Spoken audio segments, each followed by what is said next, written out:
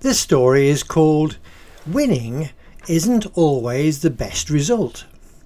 It's a story from Boston in Lincolnshire in about 1968. The scene is the River Witham at Boston and the location is the Witham Sailing Club. Ruth, my wife, had been a non-boat owning member here in the early 1960s before we were even going out together, so she knows her way around sailing boats. You see, as a non-boat owner, you were available to crew for whoever wanted to sail but had no crew. This gives you an amazing chance to sail a huge number of different types of boats. I joined when we finally bought Bamboozle from an existing club member. In fact, Bamboozle was owned by two families and I think they just wanted a change. So our new second-hand boat was built in 1958 by Classcraft, all in wood. Her sail number is 871, which puts her as an early boat in this class of Merlin rocket. So in 1967, when we bought the boat in the second year of our marriage, she was 9 years old. The entire boat was finished in varnished natural wood, which looked beautiful. The sails were made by Rats in Lapthorne, some of the best. In fact, Bamboozle is still with us, 56 years later. Is that a record? Over the years, many Merlins have been painted, but Bamboozle is still in varnish. The actual purchase and what we did with the boat initially is covered in another story. We really loved that boat and still do, although here in France there is nowhere at present to sail close to home. In brackets here, on the River Loire just down the road, the river has very shallow areas, so we mainly use a Huron type canoe with a small trolling motor.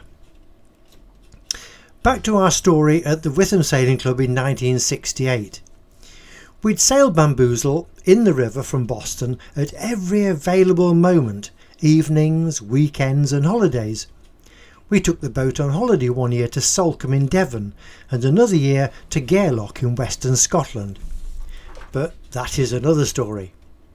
By the way, Bamboozle has now outlived two trailers. Our story today is about the annual Langrick Race, one of the most important races, if not the most important, in the annual calendar of the Witham Sailing Club.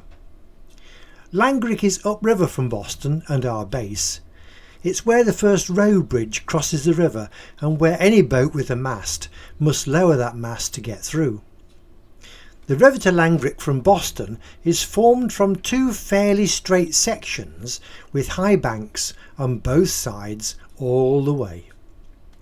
Where the two straight bits join and form a kink is Anton's Gout, where there is a lock to take boats through to the Witham navigable drains. Navigable drains? Well, there you are, we need another story for that. The Witham Sailing Club at this time comprised two sections, the dinghy section and the cruising boat section. Obviously, for having Bamboozle, we were in the dinghy section, but another story to follow moves us up to the larger boats in the cruising section a couple of years later. Ruth and I thought we sailed pretty well together and had a chance in the Langrick Race, although Bamboozle herself had a high handicap, being specifically a racing boat. Most of the other boats in the club were either the larger Wayfarer class, a family type boat, longer and far more stable, or the slightly smaller Enterprise dinghies. There were one or two other odds and sods not to be ignored, but all in all, if we were to stand any chance, we would have to finish well ahead of virtually all the competition. The prize for the winner was the Langrick Race trophy, and the winner kept it for a year. The trophy was a magnificent small-scale brass cannon mounted on a proper Victory pattern gun carriage. The whole thing was quite beautiful, but you could only keep it for 1 year, and if you won it several times you could still not keep it. Now for that second prize, one of the stalwarts, and I think one of the original founders of the club, Bob Wilson, usually carved something special for this trophy.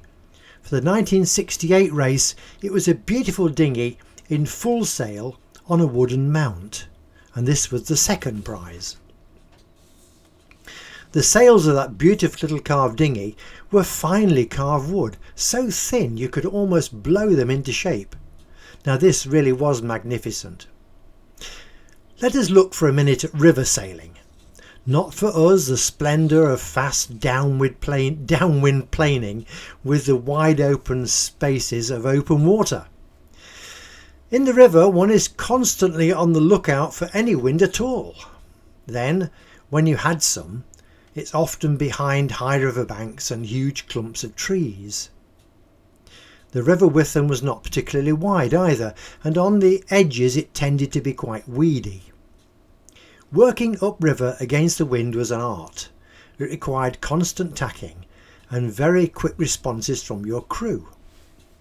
I think it's fair to say that racing on the Witham demanded that you were very good at tacking, not forgetting that you needed a quick and nimble crew. Downwind sailing could also be where you won or lost, all down to the trim of your boat. Nobody used spinnakers. There was no time for these wonderful attachments, and additionally, as the wind was coming over those high banks, often in very, very fickle conditions, they were more of a hindrance. Everyone was timed at the start, and the race ran against the clock. This was based on your handicap and gave everyone a fair chance. So we had to watch as many of the crew set off and seemed to be soon out of sight. We were among the last to start. Up at Langrick Bridge, the halfway point, there would be a buoy. That's the thing floating in the water. And an officer of the club to ensure that all competitors went round that buoy. By now the field would be stretched out and the leaders well on their way home. As I mentioned earlier, because of our handicap, we had to be a long way in the lead at the finish, and so we had minutes to spare to help overcome that high handicap. We actually did come in first by about 3 or 4 minutes, and that was good enough to give us second place overall. The main difference between the boats and the reason for our handicap was our hull shape. Most of the other boats had a double V-type hull, the most popular shape for most dinghies, as they were, or are, the easiest to build economically. Those wayfarer boats were somewhat wider to add stability, and whereas the smaller enterprise dinghies were quite difficult to sail until you got used to their cranky characteristics. The hull of Bamboozle was like a dish, very gently curved all round underwater. She had shallow draft and needed careful balancing, but because of the low resistance to water on the hull shape, she was fast. Helm and crew working well together could produce thrilling performances. I might add here that she was quite different inside to many sailing dinghies in that her side decks curved down almost to the floor on both sides. This gave excellent freedom of movement for the helm and the crew to put their weight in the most advantageous places.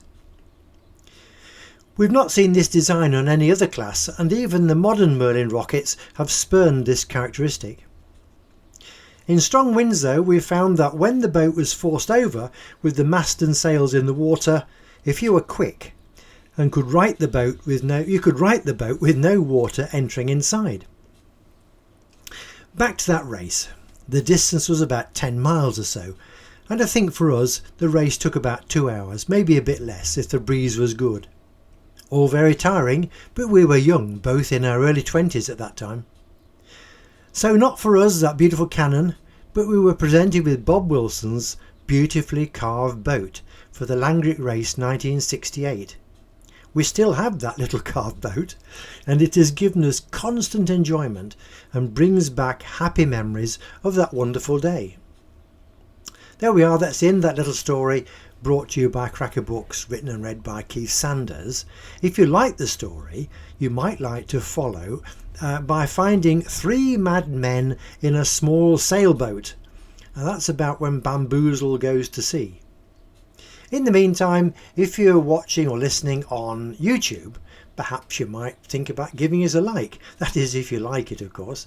Additionally, if you were to subscribe to this channel, then when YouTube will let you know just as soon as we publish something new.